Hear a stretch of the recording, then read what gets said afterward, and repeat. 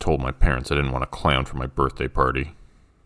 If they'd only listened, maybe this wouldn't have happened. Maybe all those people wouldn't have died. Why doesn't anybody ever listen to me? I told them I wanted a magician.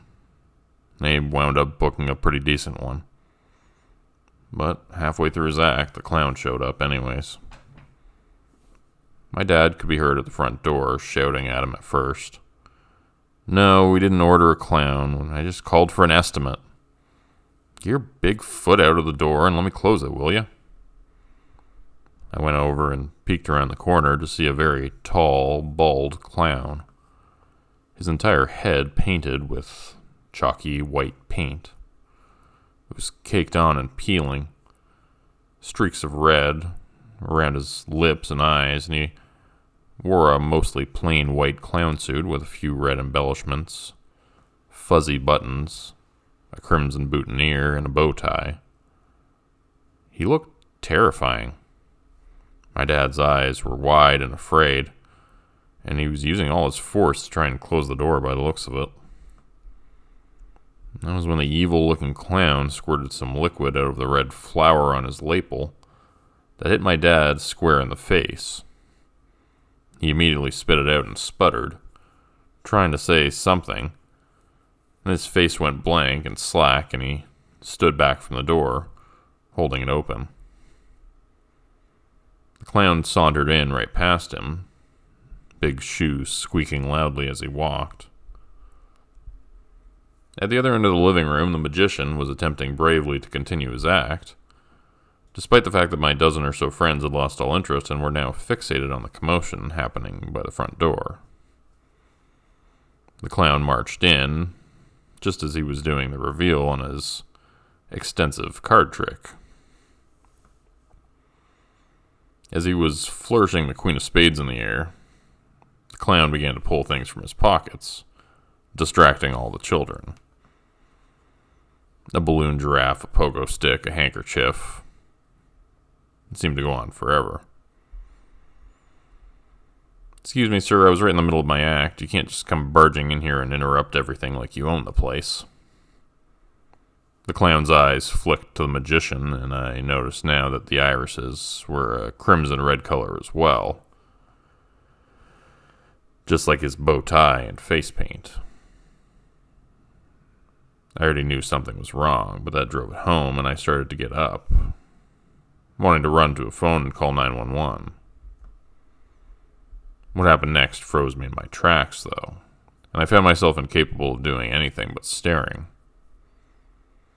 From the oversized pockets of his suit, the clown pulled out a miniature chainsaw. He pulled a cord, and the room filled with the rusty buzz sound of it. Hold this for me, will you, pal? He threw the chainsaw at the magician, and it spun through the air, landing square in his chest. There, the chainsaw grabbed into his shirt and began to buzz and cut into his clothing, and then into his flesh, as if it were a possessed piranha going in for the kill. The magician screamed and pulled at the thing, putting his hands clumsily into the blade without thinking, only trying to make the pain stop. His fingers were bloody ruin as he howled and pulled at the chainsaw desperately, but soon it had burrowed all the way into his sternum and his heart, causing him to keel over dead. The chainsaw continued its high-pitched buzz from inside his chest, and his corpse quivered up and down, with it inside of him, still sawing away. All right, who's the lucky birthday boy? The clown howled, laughing. I want you to come up here for a special surprise. My dad was standing glassy-eyed nearby, and he pointed at me, seeming hypnotized. My friends were huddled on one corner of the couch, screaming. Him. It's his birthday. The clown's horrible gaze fixed on me, his head tilting ever so slightly as he took me in. Get over here, birthday boy. It's your lucky day. He lifted his index finger and curled it inwards, beckoning me to come closer. I found myself doing just that, despite my intense desire not to. I ended up standing next to him in the living room, my friends sitting around watching, my dad looking on admiringly.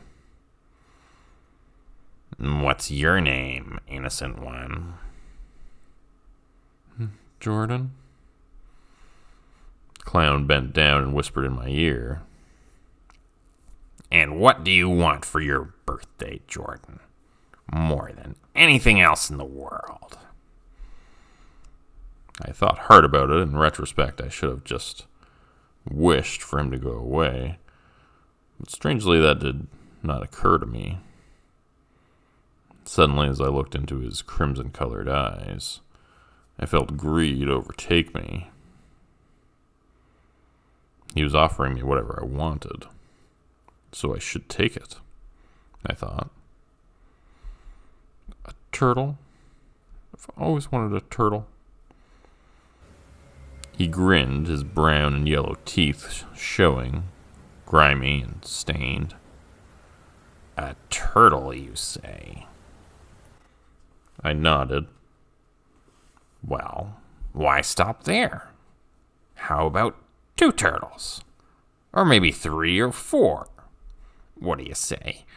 I'll just make you 5 turtles. They can be your friends." I found myself jumping up and down, a smile stretched wide on my face, although I didn't feel excited. I felt nervous and scared and worried about what he was going to do next. This clown was not going to give me a birthday present I would enjoy. I felt fairly confident of that, looking down at the dead body of the magician on the floor. The clown pulled out a cardboard box from his pants. A cardboard box that was far too large to fit inside his pockets. And that was when I realized for sure he was not from this world. He was from somewhere else entirely. No magician was capable of performing that sort of trick. He pulled a big black marker out of his pocket next and wrote on the side of the box, "Transmogrifier." Then he called up 5 of my friends and had them stand close together in a circle. "So you wanted 5 turtles, right?" I tried to shake my head, but found it going up and down instead. That was when he did it. He dropped the big cardboard box down on my friends, and I heard them scream from inside of it. My dad was gleefully bouncing up and down, clapping and laughing like a child, seeming completely unhinged and no longer in control of himself. The clown just giggled and held the box firmly down on top of my friends, as it shook and rattled and heaved with all of their effort, trying to escape. But then the screaming stopped, and he raised up the box. My 5 friends were gone, and 5 cheap-looking plastic turtles were there instead, standing lifeless on the carpet. Their glassy eyes looked sad and quite confused. "Enjoy your presents, kid." The clown sauntered over to the magician and pulled his chainsaw from the corpse's chest, disemboweling him in the process and leaving a pile of leaking entrails on the rug. His shoes squeaked loudly as he walked out of the house, walking past my mom, who was bringing home pizza for us all. She'd only left 20 minutes earlier, but that was long enough to change our lives forever. She entered the living room to find a pile of gore, a dead magician, and not nearly as many kids as when she had left. I was screaming hysterically and wouldn't stop for quite some time after that. Maybe now you can see why I hate clowns.